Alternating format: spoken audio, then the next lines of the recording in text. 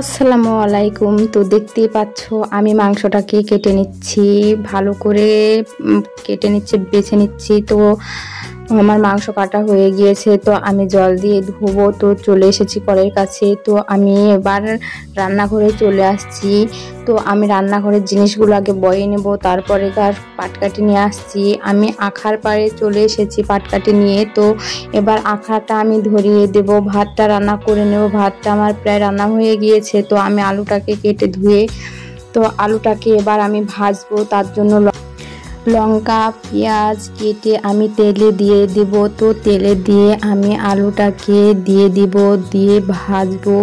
তো আমার এই দিকে লঙ্কা আর পেঁয়াজটা বেশ পুড়ে গিয়েছে, তো আমি আলুটাকে দিয়ে নেড়ে দেব। তো আমার এই দিকে আলু ভাজা হয়ে গিয়েছে। তো দেখতেই পাচ্ছ আমি পেঁয়াজ লঙ্কা কেটে নিচ্ছি মাংসের জন্য। এইদিকে আমার ছেলে বলছে, মা আমি খাবো না, স্কুলে চলে যাচ্ছি। তো যাও। তো তারপরে আমার মাংসের জন্য মশলাটাকে করে নিচ্ছি। তার জন্য কড়াতে সব পেঁয়াজ লঙ্কা তেল যাবতীয় যত লাগে সব দিয়ে দিচ্ছি। তো এই দিকে আমি এক এক করে সব মশলা দিয়ে দিয়েছি। এবার আমি মশলাটাকে কষিয়ে নেব ভালো করে। তো তারপরে দেখতে থাকো, আমি মাংসটাকে দেব। তো আমি মাংসটাকে দিচ্ছি, দেখো। তো মাংসটাকে দিয়ে ভালো করে নেড়ে দিয়ে ঢেকে দেব। তো আমার মাংসটাকে নেড়ে দিয়ে আবার ঢাকনা দিয়ে ঢেকে রেখে দিলাম। তারপরে এই দিকে আমি মাংসতে আদা দিব, তাই বেটে নেব। তো দেখতে পাচ্ছ আমি আদাটাকে বেটে নিয়েছি। তো আমার আদা বাটা হয়ে গিয়েছে। তো মাংসতে আমি দিয়ে দেব।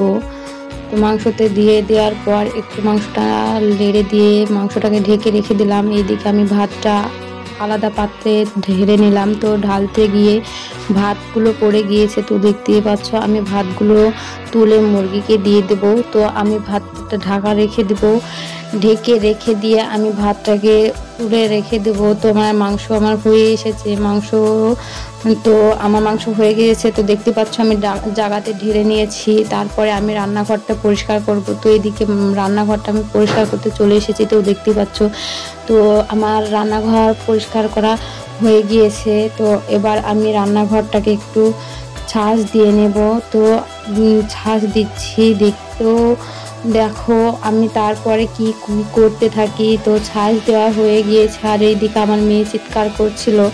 তো আমি তাড়াহুড়া করে চলে এসেছি কলের পাড়ে। তো আমি জামা কাপড়গুলো ভিজাচ্ছিলাম। তো জামা কাপড় ভিজানোর পর তো একটু খুঁচে নেব।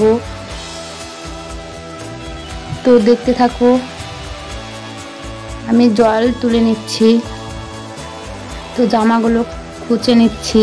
তো আমার জামা কুচানো হয়ে গিয়েছে, ধুয়ে আবার এদিকে চলে এসেছি। তো আমার এদিকে জামাগুলো মেলে দিচ্ছি। তো আমি মেলে দিয়ে আবার ঘরগুলো মুছে নিচ্ছি। তো ঘরগুলো আমার মোছানো হয়ে গিয়েছে। তো দেখতেই পাচ্ছ আমি গোসল করে চলে আসব। তো আমার গোসল করা হয়ে গিয়েছে। তারপর দেখছি বৃষ্টি চলে এসেছে। আর বৃষ্টির পর তো ছাদে দেখছি অনেক জল। তো আমার ছেলে এদিকে জলগুলো পরিষ্কার করছে। আর এইদিকে কাঁঠাল গাছের যত পাতা সব পড়েছে, কি বলবো, ছাদটা নোংরা হয়ে গিয়েছে আমার।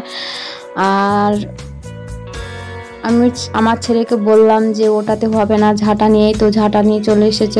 আর এইদিকে খড়ি ভিজে গিয়েছে, দেখতেই পাচ্ছ আমার তোলা হয়নি। তো যে আমার চ্যানেলটাকে সাবস্ক্রাইব করে নিচ্ছে, আমার চ্যানেলটাকে সাবস্ক্রাইব করে পাশে থেকো।